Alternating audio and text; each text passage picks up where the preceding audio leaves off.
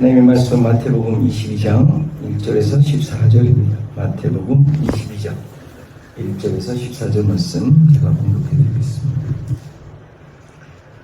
예수께서 다시 비유로 대답하여 이르시되 천국은 마치 자기 아들을 위하여 혼인잔치를 베푼 어떤 임금과 같으니 그 종들을 보내어 그 청한 사람들을 혼인잔치에 오라 하였더니 오기를 싫어하거늘 다시 다른 종들을 보내며 이르되 청한 사람들에게 이르기를 내가 오찬을 준비하되 나의 소와 살진 짐승을 잡고 모든 것을 갖추었으니 혼인잔치에 오소서 하라 하였더니 그들이 돌아보지도 않고 한 사람은 자기 밭으로 한 사람은 자기 사업하러 가고 그 남은 자들은 종들을 잡아 모욕하고 죽이니 임금이 노하여 군대를 보내어 그 살인한 자들을 진멸하고 그 동네를 불사르고 이에 종들에게 이르되 혼인잔치는 준비되었으나 청한 사람들은 합당하지 아니하니 네거리 길에 가서 사람을 만나는 대로 혼인잔치에 청하여 오라 한대 종들이 길에 나가 악한 자나 선한 자나 만나는 대로 모두 데려오니 혼인잔치에 손님이 가득한지라 임금이 손님들을 보러 들어올세 거기에 예복을 입지 않은 한 사람을 보고 이르되 친구여 어찌하여 예복을 입지 않고 여기 들어왔느냐 하니 그가 아무 말도 못하거늘 임금이 사관들에게 말하되 그 손발을 묶어 바깥 어두운 데 내던지라 거기서 슬피 울며 이를 갈게 되리라 하니라 청함을 받은 자는 많되 택함을 입은 자는 적으니라. 아멘. 아멘.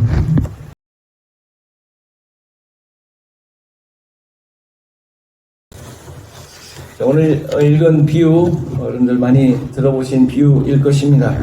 아들을 위해 혼인잔치를 베푼 어떤 임금의 이야기입니다. 그런데 읽으시면서 여러분들 느끼셨겠지만 좀 난해한 부분들이 있어요. 혼인잔치를 위해 아마 청한 사람들이 있었던 것 같습니다. 이미 예약된.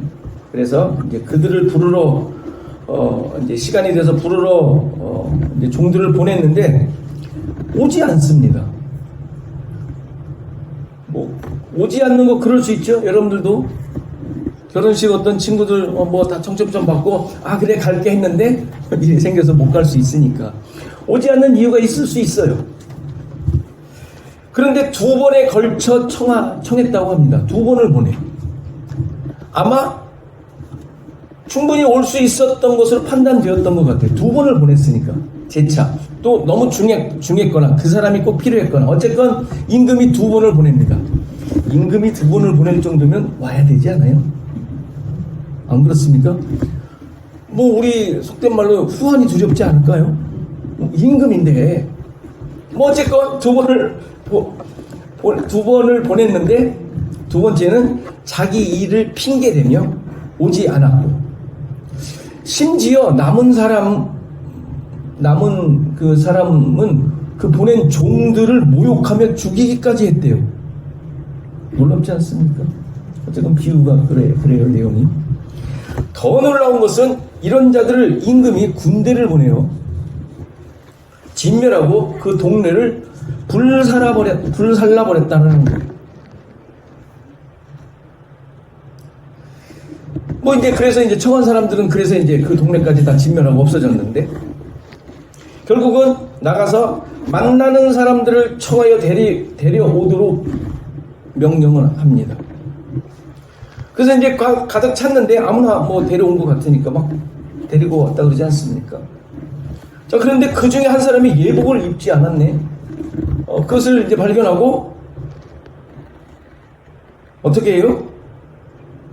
예복을 입지 않았다고 손발을 묶어 바깥 어두운 데로 내쫓았다고 합니다. 안 입었으면 그냥 나가라고 해도 되지 않아요? 당신 왜 안 입어? 나가. 그러면 되잖아요. 근데 손발을 묶고 가서 바깥 어두운 데로 내쫓았다고 합니다.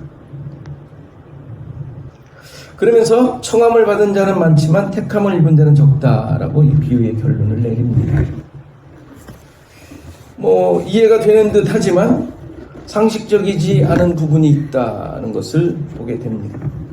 이게 단순한 결혼식에 초대한다는 그런 내용이 아님을 우리는 알 수 있어요. 우리의 상식적으로 우리 가운데 펼쳐지고 있는 일이 아니고 또 그러한 것으로 판단해도 안 된다라는 것은 우리 충분히 알 수 있습니다. 계속 얘기하지만 천국에 대한 비유입니다. 천국에 대한 비유. 여러분들 천국을 어떻게 생각하고 계세요? 이제는 아실 거예요. 죽어서 가는 곳이 아니에요. 죽으면 끝장이 나는 거예요. 우리의 인생.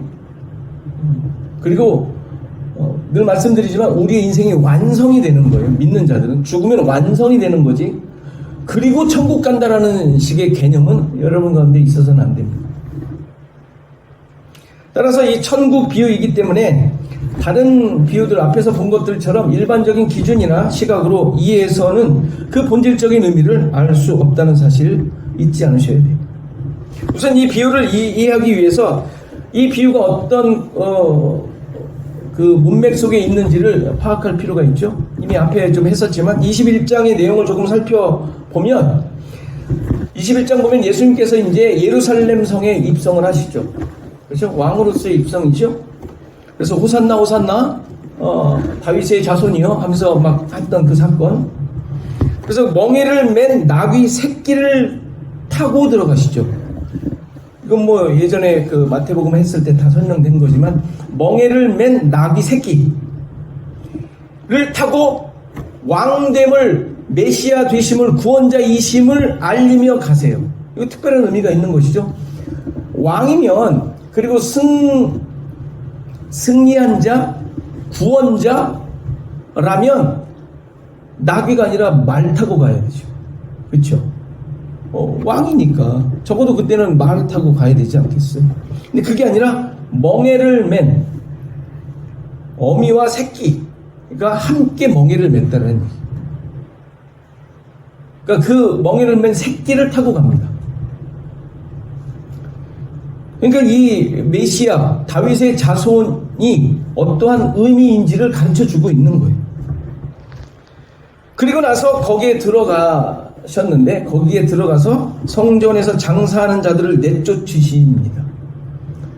그 장사하는 것은 그 유월절이 다가왔으니까 이스라엘 사람들이 유월절 절기를 지키기 위한 성전에서의 예물을 드리기 위한 그 상황이 펼쳐져 있다라는 거예요.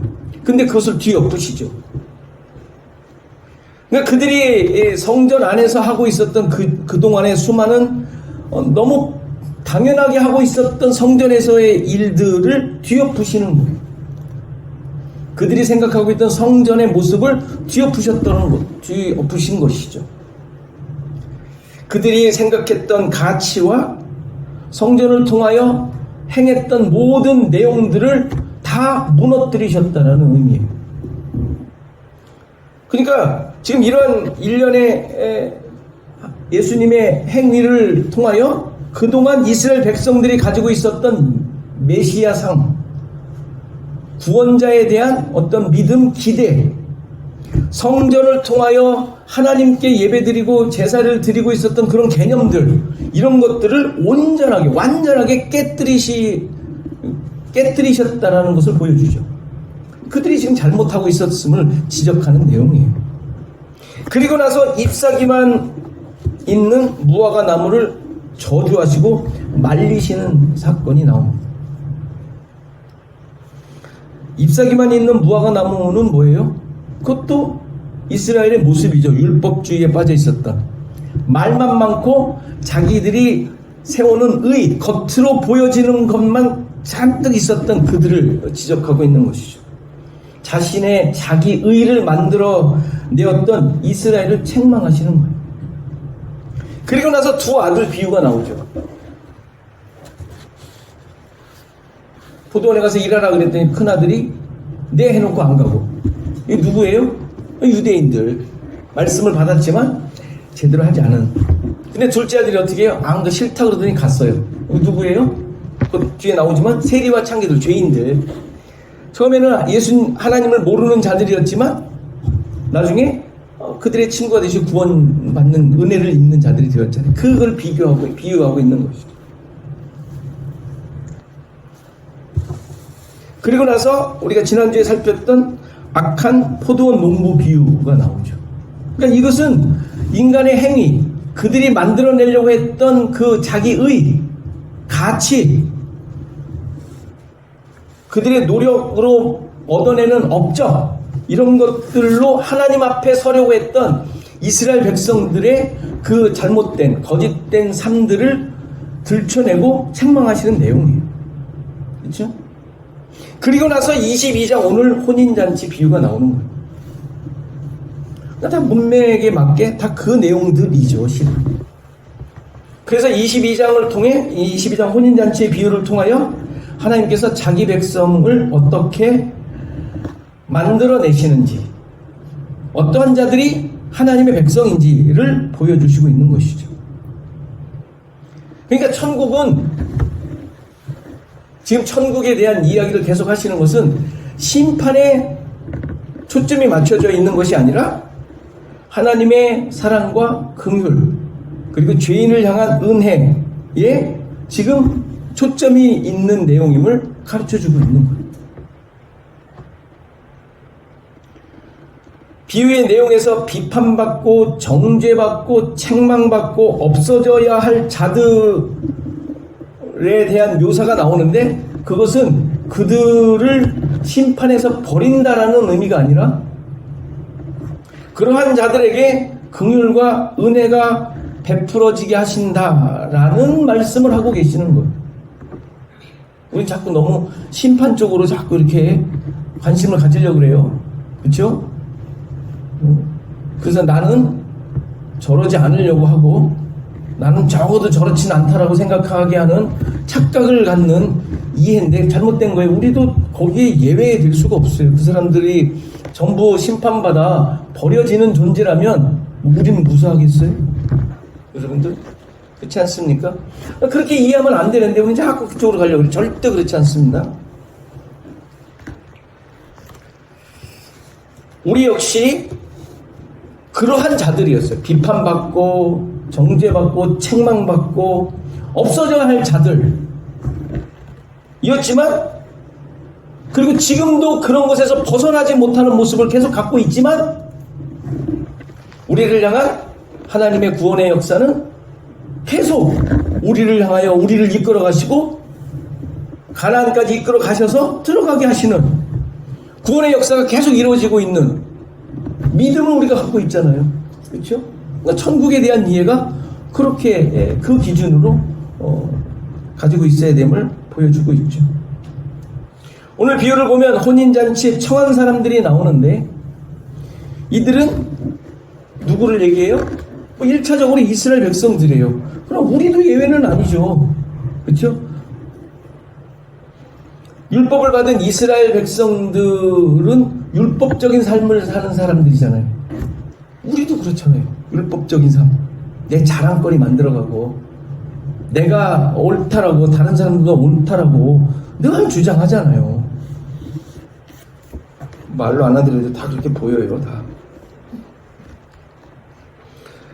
그러니까 율법적인 존재로 드러나는 모든 죄인들이 다 포함되고 있는 거예요. 이들이 가지고 있는 기준이 뭐예요? 나 자신. 그렇지 않아요? 율법으로 자기 일을 치장하고, 우리는 믿었다고 하는데 믿음 갖고 나를 치장하려고 하잖아요. 똑같은 거예요, 그게. 임금의 청함을 받았지만 자신의 삶, 내가 만들어낸 그 삶의 가치 포기할 수 없는 거예요. 안 버리는 것이죠. 그 모습을 어떻게 설명해? 밭을 산 것으로 설명하기도 하고 사업을 하는 것으로 지금 설명하고 있잖아요. 여기서 오찬이라고 나오는데, 오찬은 우리가 흔히 말하는 뭐 결혼식 피로연이라고 할 수도 있고 결혼식 자체로 이해해도 됩니다. 어린 양의 혼인잔치이지 않습니까?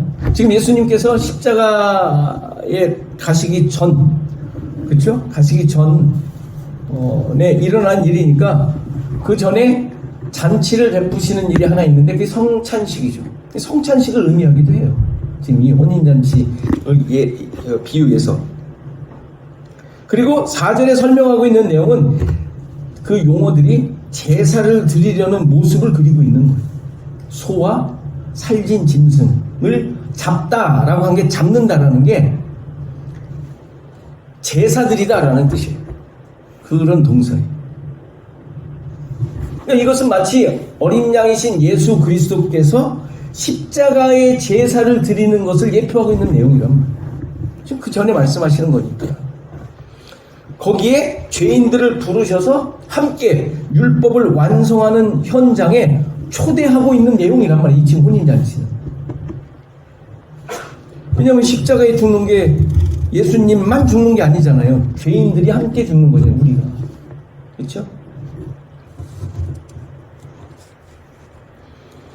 그런데 율법으로 살던 자들이기에 자기가 중심이 되어 자기의 것을 만들어내는 삶을 살던 자들이기에 임금의 초청이 왔음에도 불구하고 그러한 삶으로 만들어낸 그 기준과 가치를 포기하지 않는 그것을 침해하는 것에 용서할 수가 없는 것이죠. 이게 우리의 모습이죠. 우리의 모습이에요. 이스라엘을 대표로 지금 얘기하고 있지만 다 우리의 모습, 죄인들의 모습. 이 비유도 누가복음 14장에 나오는데 거기에는 좀 더 구체적으로 나와요. 이 핑계가 한 사람은 밭을 샀기에 내가 나가봐야 한다고 얘기를 해요. 또 한 사람은 소 5결이, 한 결이는 두 쌍이죠. 먹이를 매서 가는 것을 결이라고 하거든요. 5결이를 샀대요. 그래서 시험하러 가야 된대요. 밭에 가야 된다는 얘기죠.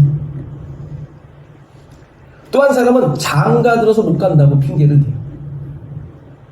또 이렇게 누가 보면 좀 더 구체적으로 설명을 합니다. 그러니까 자기가 지금 하고 있는 내가 열심을 두고 열심을 투자를 해서 내가 나의 삶을 이루고 있는 것 포기하지 않는 모습을 보여주는 거예요. 자기 삶의 업적이고 자기를 위한 것이니까. 게다가 남은 사람은 종들을 잡아 모욕하고 죽이기까지 했다고 합니다. 이것은 유대인의 모습에서 그대로 드러나죠. 예수님을 고발한 것에 멈추지 않고 죽이려고 자기와 자기 자손을 다 내놓습니다. 그렇지 않습니까? 우리 십자가상의 사건에서 나오지 않습니까? 그 유대인들의 모습을 상상하게 됩니다. 그러니까 율법적 존재, 옛 자, 죄인이 본질인 자들, 우리들의 모습을 대변하기도 합니다.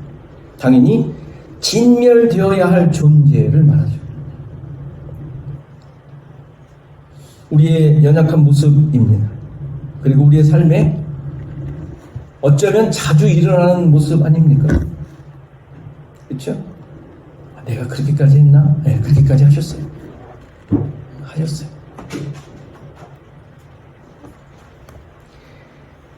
내 삶을 침해하거나 내가 원하는 것을 못할 경우 우리 분노가 일어나지 않습니까? 우리 자주 보는 동영상에 자주 보는 보복운전 한국에서 자주 일어나죠. 자기를 막았을 때도 그렇지만 방해했을 때도 그러지만 어떤 거 보니까 우회전하는데 안 비켜줬다고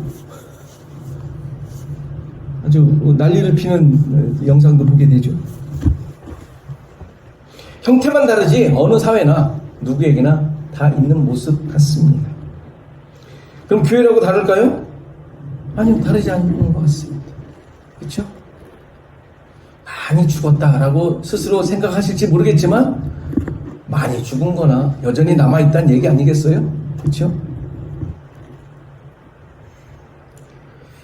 화를 내지 않는 것으로 무마되는 것이 아니라 내 스스로 인정받지 못하면 괜히 서운한 마음 들지 않습니까? 다 그게 그거예요. 고만고만이죠. 남을 미워하는 것 여전히 있습니다. 왜 미워하죠? 그 사람을? 내 맘에 안 들어서. 너무 단순하지 않아요? 내 맘에 안 드니까 미워해요. 참 어이없는 건데 우리가 그러고 살아요. 우리가 그러고. 이게 자기의인 것이죠. 자기의. 내가 기준이고. 내가 기준. 그러니까 이 유대인들이나 율법을 가지고 있는 유대인들이나 하나님을 믿는다고 하면서 열심히 경건의 삶을 살고 있는 우리나 자기 의가 그대로 있는 것을 보게 되죠. 결국 이들에 대해 임금이 특단의 조치를 취하죠. 노하여 군대를 보내고 살인한 자들을 진멸했다고 합니다. 표현이 좀 과장된 듯한 느낌이에요. 그렇죠? 그렇지 않습니까? 그러나 율법적인 자기의로 만들어진 자들을 향한 하나님의 일하심으로 이해할 수 있지 않습니까? 이스라엘이 가나안을 약속받아 가나안을 차지하는데 거기 있는 자들을 진멸하라고 합니다. 진멸. 하나도 남기지 말래. 이거 어떻게 이해하셨어요? 죄에 대한 율법적인 죄로 살아가고 있는 그런 자들, 이 세상의 기준으로 살고 있는 자들에 대한 하나님의 일하심의 내용을 우리는 이해하잖아요. 이스라엘이 나아서가 아니라. 여기서 동네가 나오는데 그 동네, 여기서 동네라고 했지만 그게 도시, 성읍이라는 뜻이에요. 당연히 예루살렘을 의미해요. 예루살렘은 그 율법주의자들의 뭐라 할까요? 아주 자존심이 자존심. 그렇죠? 그들이 붙잡고 있는 기둥 같은 거예요. 그들이 구원받았다고 생각하는 기준 아닙니까? 기준? 예루살렘.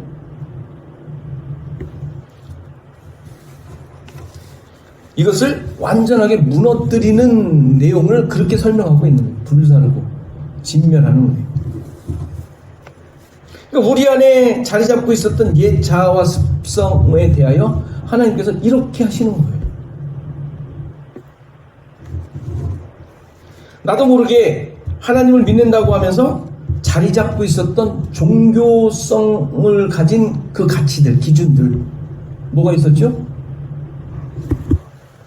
제가 가능한 한 제가 깨닫는 대로 여러분들에게 막 강조했던 것들, 주일 성수, 그 출석부 도장 찍는 거 아니에요? 주일 성수? 그건 없어져야 돼요. 없어져야 돼요. 왜 주일만 예배 드리는 날입니까? 왜? 아주 잘못된 가르침이죠.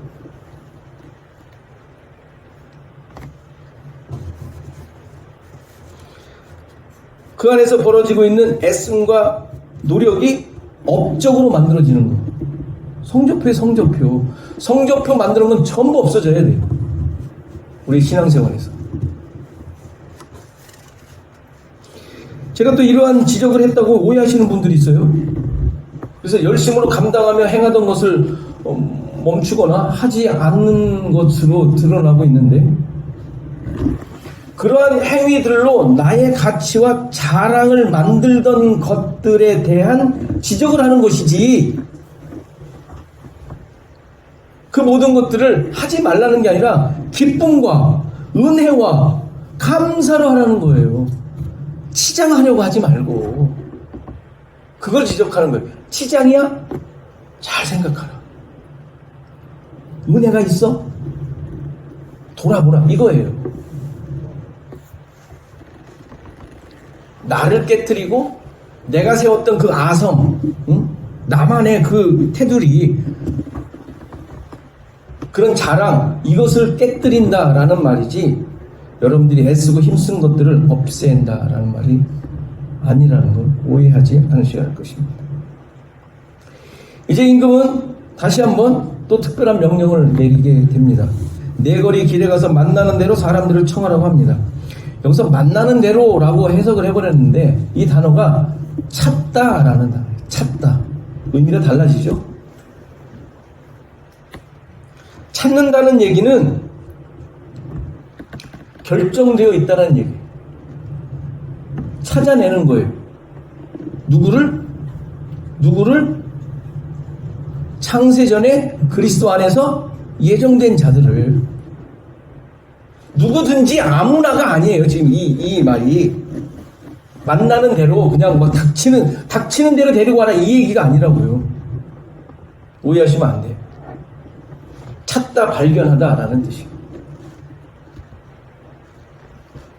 그러니까 하나님께서 청한 대상들이 있는데 또 다른 부류예요. 또 다른 의미로 설명하고 있는 단어란 말이에요.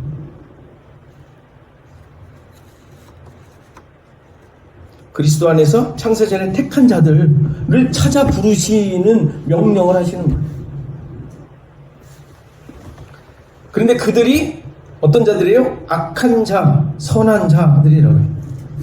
이것도 좀 이렇게밖에 번역이 안 되는데, 여기서 악한 자라는 말이 도덕적으로 죄를 지은 악한이라는 의미가 아니라, 이 단어의 의미가 슬픈, 불행한, 가련한, 무력한, 초라한, 쓸모없는 이라는 뜻이에요. 무슨 말이에요? 은혜가 필요한 자. 당연한 거 아니에요?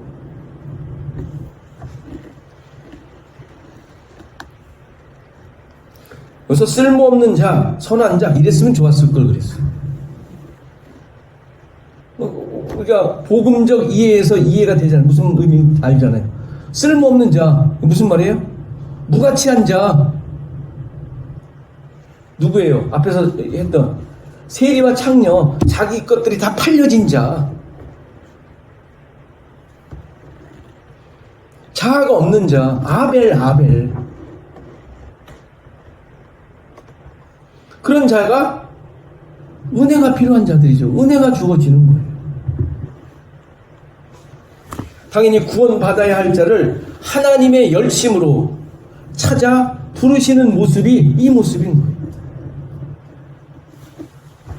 물론 이들의 삶은 세상의 기준으로 죄인의 모습으로 살고 있었을 것입니다. 그렇죠? 그렇지 않아요? 여러분들 하나님 알기 전에 어떻게 살고 있었어요? 잘 살고 있었죠? 그렇죠? 세상의 기준을 따라 세상이 원하는 대로 세상이 좋다고 생각하는 것을 얻으려고 열심히 도둑질 안 하고 남 해치지 않고 잘 살고 있었지 않습니까? 우리의 모습이에요. 평범한 죄인의 모습이죠. 그러나 이러한 자들이 부름을 받고 하나님의 선택을 받아 은혜를 입어 하나님의 백성, 교회를 이루게 하시는 거예요. 교회를.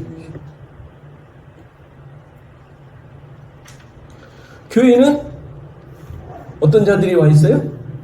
그래서 죄인들이 와 있는 거예요. 죄인들이, 쓸모없는 자들. 왜 쓸모없는 자들이 와가지고 왜 이렇게 자랑을 하는지. 그렇지 않습니까? 쓸모없는 자들인데 너는 나보다 더 쓸모없어. 그랬다고 더 기분 나빠요. 그렇지 않습니까? 제발 성적표 좀 없앴으면 좋겠어요.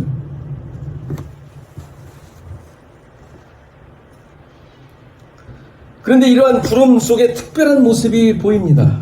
예복을 입지 않은 사람이 있다는 사실이에요. 이 예복은 이 비유의 내용상 결혼식에 입어야 할 옷이 있었던 것이죠. 다시 말해서 임금이 준 옷이라고 생각할 수 있어요. 임금이 주는 옷, 임금이 그들에게 왜 줘요? 아들의 결혼식에 동참시키기 위해서. 그래서 그 옷은 어떤 옷이겠어요? 아들과 함께 할 수 있는 옷인 거예요. 아들과 함께 할 수 있는 옷, 아들의 결혼식에 참여할 수 있는 옷, 혼인잔치에 같이 있을 수 있는 옷, 신랑과 하나 되게 하는 옷.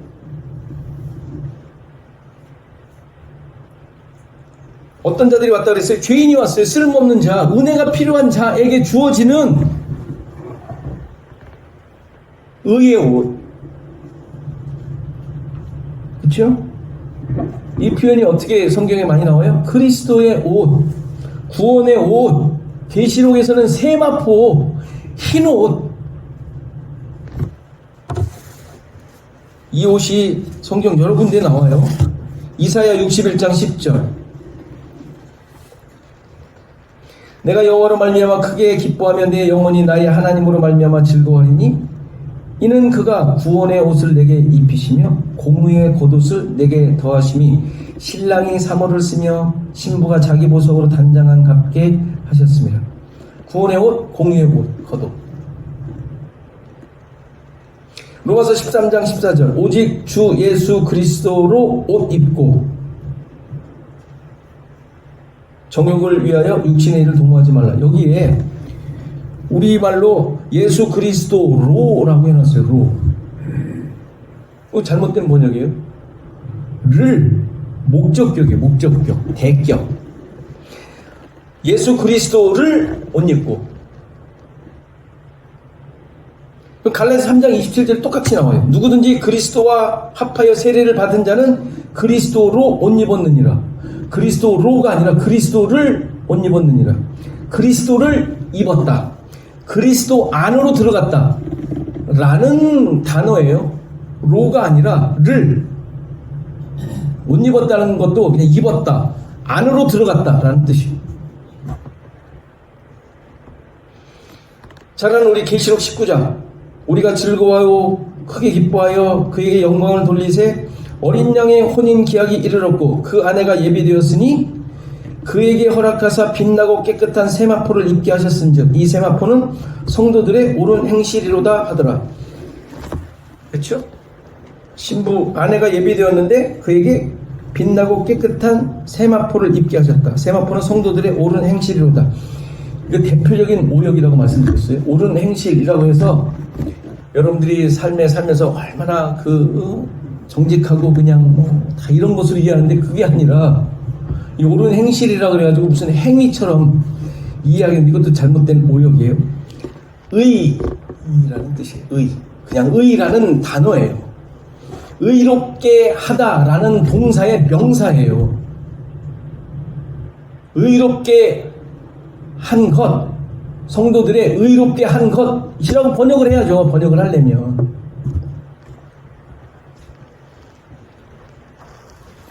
그럼 성도들을 의롭게 한 것이 뭐예요? 그게 뭐 우리가 똑바로 산 게 의롭게 한 거예요? 아니잖아요. 왜 저렇게 율법적 해석을 해놨는지 모르겠어요. 언어를 잘 모르는데 단어의 번역을 보니까 그런 생각이 들어요. 어쨌건 이 옷, 입은 것, 신부가 입는, 혼인잔치에 참여할 자들이 입는 것은 그리스도를 입는 것, 그리스도의 의임을 우리는 충분히 알 수 있습니다. 그러니까 여기서 이것을 입지 않은 자는 뭐겠어요? 그리스도의 의가 아니라 자기 의를 그대로 갖고 있었던 자인 거예요.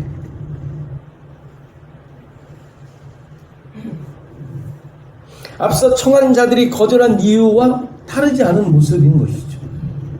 우리들도 얘기하고 있는 거예요. 우리들 돌아봐야죠. 내가 여전히 내 의를 드러내고 있진 않은지, 이것으로 하나님 앞에서 인정받으려고 하는 것은 아닌지. 그래서 이들을 진멸하고 깨뜨린 것처럼 예복을 입지 않은 자 역시 그런 과정이 행해진다는 사실을 보여주죠. 아무 말도 못했다고 하는데 이 단어도 재갈을 물리다, 입을 막다 라는 뜻이에요. 그러니까 그 스스로가 말을 못한 것이지만 입을 막아버리신 거예요. 그리고 나서 또 어떻게 해요? 그리고 어떻게 해요? 입을 막았을 뿐만 아니라 그 다음에 손발을 묶어버립니다. 손발은 뭐를 의미하겠어요? 그렇죠. 그가 열심히 만들어낸 자기의 업적을 얘기하는 것이죠. 손발로 뭘 했겠어요? 자기의 능력과 힘과 재주와 달란트로 자기 것 만들어낸 그런 존재됨을 완전히 다 차단하고 아무것도 할 수 없는 존재로 만들어버리는 거예요. 이래야 은혜가 필요한 자가 되지 않겠어요? 그 다음 내용은 이미 앞에서 설명해 드렸죠. 우리가 그러지 않은지 부름 받았는데 부름 받아 아직도 예복 영역을 내 것으로 드러내려고 하고 있는 모습은 없는지 계속 여기서 도전을 주고 있는 거예요. 오직 은혜만으로 살아가는 자임을 고백하도록 하나님께서 우리를 이끌어가고 계신다는 것을 보여주죠. 청함을 받은 자들로 모인 자들이지만 우리의 삶을 통해, 우리의 일생을 통하여, 또 역사 속에서 택함 받은 자로 하나님께서 만들어 가시는 거예요. 당연히 쉬운 길이 아니죠. 편안한 삶이 아닙니다. 여러분들, 편한 게 좋은 게 아니에요. 걱정, 근심 끊이지 않아야 돼요. 실은 일부러 하라는 게 아니라 내가 지금 하고 있는 삶의 여정 속에 내가 편안하게 하려고 모든 것들을 제거하고 있지 않은지를 살펴보셔야 돼요. 그게 바른 삶이 아니니까. 이런 성도의 모습에 대해 로마서에서 이렇게 설명하고 있어요. 8장, 여러분들 잘 아시는, 이걸로 얼마나 여러분들 위안을 삼아요? 8장의 마지막 부분인데 잘 들어보세요. 여러분들의 삶이 어떠한 삶이어야 하는지, 그 가운데 있는지, 누가 능히 하나님께서 택하신 자를 고발하려? 의롭다 하신 이는 하나님이시니 누가 정죄하려? 죽으실 뿐 아니라 다시 살아나신 이는 그리스도 예수시니 그는 하나님 우편에 계신 자요 우리를 위하여 간구하시는 자신이라. 이거 왜 얘기하겠어요? 이 앞에 밑밥을 깐다 그러죠? 이걸 왜 지금 이렇게 깔고 있을까요? 만만치 않은 삶이니까. 그게 지금 여기 이제 펼쳐질 거라는 것을 딱 예고하고 있는 내용 아니에요? 누가 우리를 그리스도의 사랑에서 끊으리요?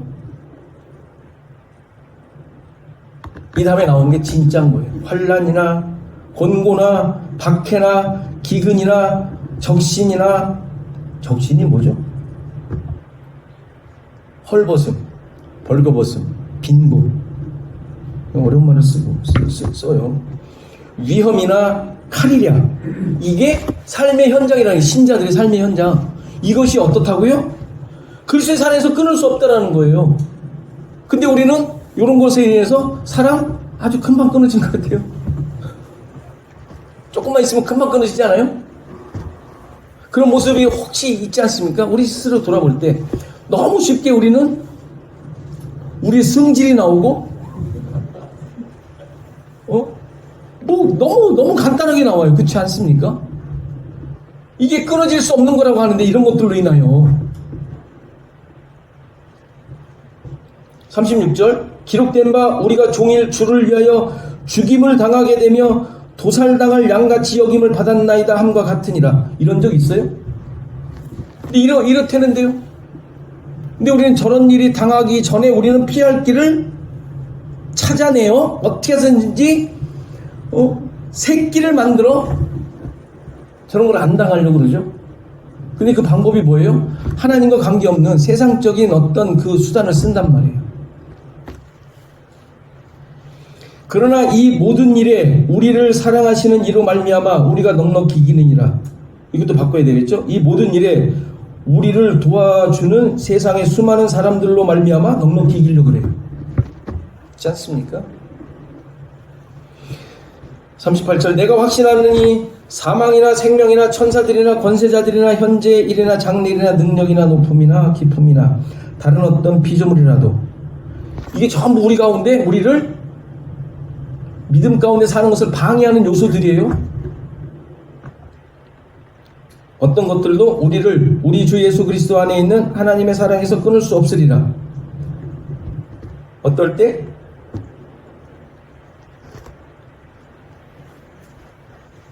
전혀 없을 거라는 얘기가 아니라 끊을 수 없는데 언제?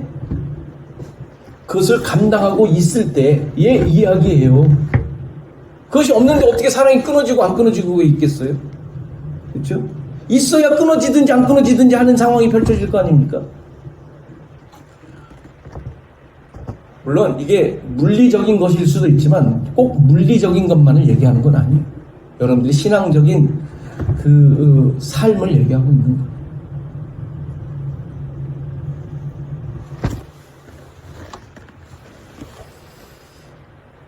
우리를 다시 한번 우리 모습을 깊이 돌아봐야 할 것입니다. 내가 지금 나를 만들어가고 있지는 않은지. 그건 세상의 가치죠. 세상이 원하는 것. 세상에서 잘 나간다고 평가하고 있는 그 모든 것들. 그게 우리의 진짜 삶이 아닌. 물론 그것을 다 포기하고 버리라는 게 아니라 그런 삶을 사는 가운데 정말 하나님과의 인도, 하나님과의 관계 속에서 그런 모든 일들이 이루어지고 있는지 돌아보셔야 돼요. 그런 것이 연약해지고 있거든 그것을 싸우셔야 돼요. 그것을 위하여 힘쓰셔야 돼요.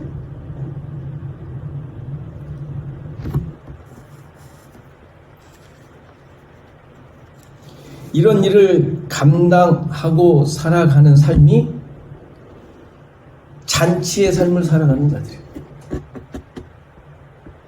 그리고 그런 삶을 살아갈 때 있는 기쁨이 진짜 기쁨인 거예요. 우리에게 주어지는. 여러분들 감사가 어떤 감사가 많습니까? 여러분들의 기쁨이 어떤 것으로 인한 기쁨이 있습니까? 그 모든 분들은 이런 것을 감당하고 있을 때 하나님의 사랑을 경험할 때 그것을 확인할 수 있는 유일한 상황이라고 할 수 있습니다. 이러한 삶 속에 진정한 기쁨과 감사가 또 하나님을 향한 찬양이 여러분들 가운데 넘치시기를 간절히